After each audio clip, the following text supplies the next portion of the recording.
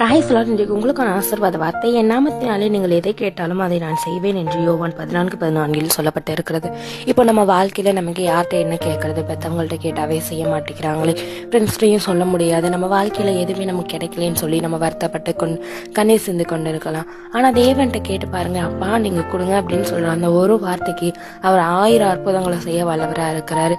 அப்படிப்பட்ட தேவன் நம்ம கூட இருக்கிறதுனால நீங்க எதை குறித்தும் பயப்பட வேணாம்.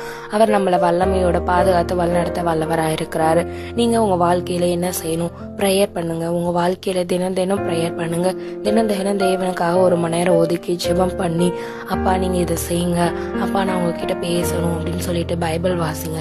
உங்க வாழ்க்கையில இந்த காரியங்கள்லாம் செய்யும் போது கண்டிப்பா தேவன் உங்க கூடயே இருந்து நீங்க என்ன கேட்டாலும் அவர் உங்க கூட இருந்து வழிநடத்தி செய்ய ஆசீர்வதிக்க வல்லவராக இருக்கிறாரு.